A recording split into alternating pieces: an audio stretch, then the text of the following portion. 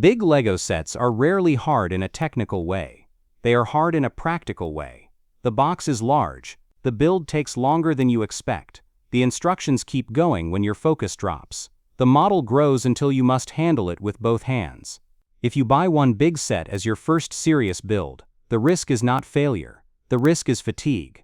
Fatigue makes people stop mid-build and feel guilty about a hobby that should feel steady. It also makes people rush, and rushing creates small alignment problems that are annoying later. Think of Rivendell as the calm version of a large build, and think of the Eiffel Tower as the endurance version of a large build. In this guide, you will learn what difficulty really means at large size, how to predict it before you buy, and how to choose a big set that fits your time, your space, and your patience. The goal is a finished model that you still like when it is done, and a process that feels calm from the first bag to the last. Most buyers judge difficulty by piece count. Piece count is a weak signal. Some large sets are repetitive and easy but long. Some are dense and require careful attention but finish faster. The real sources of difficulty are three things. First is endurance.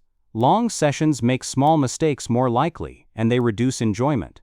Second is sorting. If you do not control parts, you waste time and lose momentum. Third is fragility. Large models often have sub-assemblies that flex until they are locked in. That flex is normal, but it feels wrong when you are new. When a builder feels a section bend, they assume they did something wrong. They slow down, second guess, and the build becomes stressful. If you understand these three drivers, big sets stop feeling intimidating and start feeling predictable. You will know what to prepare, what to ignore, and what to treat as a real warning sign. The Eiffel Tower teaches endurance. The Ferrari Daytona SP3 teaches careful step tracking. Use one guiding rule before you buy a big set. Choose the set that matches your build rhythm, not the set that looks most impressive in photos. Build rhythm is the mix of repetition, variety, and checkpoint frequency. Repetition is fine when it is paired with clear progress. Variety is fine when it is paired with stable connections. Checkpoints are essential because they let you pause without losing the thread. A checkpoint can be a finished floor, a finished hull segment, or a finished module that can stand alone. This rule matters because large sets amplify the wrong match. A set with long repetitive sequences will annoy someone who needs novelty. A set with constant detail changes will drain someone who wants calm repetition. Empathetic. When you match rhythm, the same size that scares people becomes relaxing. You also reduce the chance of leaving the model half done, because each session feels complete.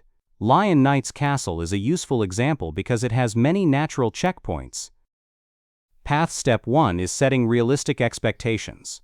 Plan for multiple sessions, not one weekend sprint. A long build is easier when you stop on purpose. Use natural breakpoints.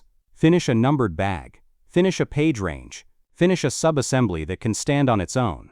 Then stop. If you always quit while it still feels good, you will come back faster. Your workspace matters more than your skill.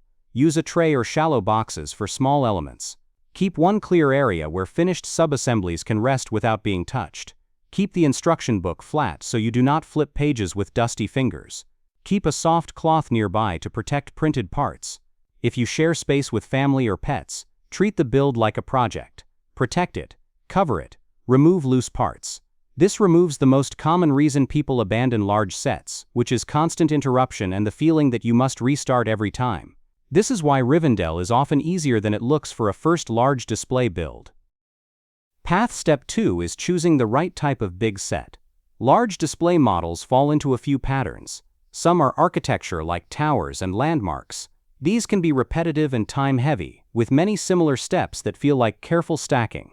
Some are vehicles and ships. These often have large internal frames, then layers of detail that reward patience. Some are story locations. These tend to be segmented into rooms or scenes, which creates frequent checkpoints and clearer stopping points. If you want the easiest first big build, choose a model with clear segments and strong internal structure. Lion Knight's Castle and Rivendell build in chunks that feel complete often. If you want a calmer but longer build, a large landmark like the Eiffel Tower can be perfect, but only if you enjoy repetition and you have a safe place to keep it between sessions. If you want a balanced first experience, choose a large ship like the UCS Millennium Falcon when you have a wide table and you enjoy long runs of similar steps. Path Step 3 is controlling the build so it stays easy. Start by sorting only what you need for the current bag. Do not pour the whole box out. Use small containers for tiny pieces and a flat tray for larger ones. Keep a simple rule for mistakes. If a step feels wrong, do not rebuild the last hour. Rewind 3 steps. Compare to the instruction image. Check orientation. Check left versus right symmetry. Then continue. Large builds reward calm correction. They punish panic correction. Another control habit is to test fit without forcing. Place the part. Align it. Press once. If it resists, stop and check. When you press hard on a big assembly, you stress connections and you create hidden gaps. Use gentle pressure. Use the table. Support the model with your other hand. These habits make big sets feel stable and safe, even when the model is only half complete. On a Technic build like the Ferrari Daytona SP3, this rewind approach prevents hours of backtracking. Path Step 4 is planning for space and handling. A big set can be easy at the table and hard when you move it. Before you start, decide where the model will rest between sessions. Decide where it will live after completion. Measure shelf depth. Check sunlight. Check dust level. Check whether you can lift the model without twisting it. Also check the route from your build table to the final shelf. Door frames and tight corners matter. For very large ships and vehicles, the best strategy is to move them only by the strongest frame points, not by the outer detail. For tall landmarks, the best strategy is to rotate them from the base, not the top. If you cannot confidently protect the model, choose a big set that is wider and lower, or one that breaks into display modules.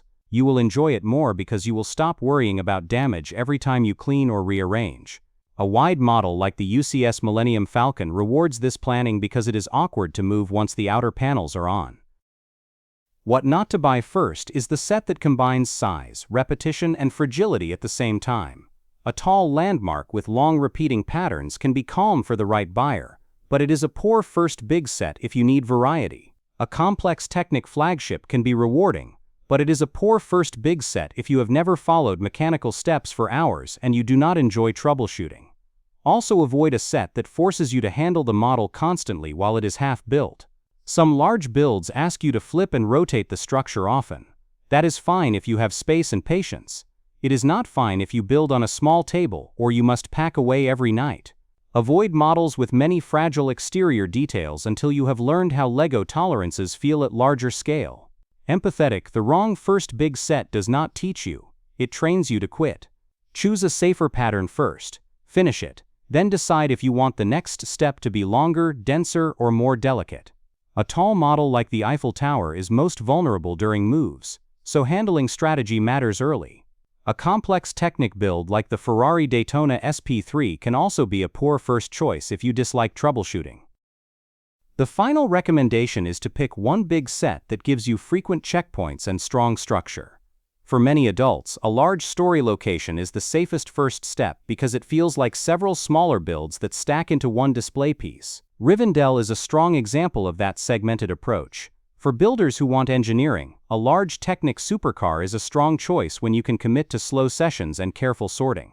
The Ferrari Daytona SP3 gives that experience with clear stages. For pure display impact, a large ship can be satisfying when you have a stable table and you enjoy long runs of similar steps.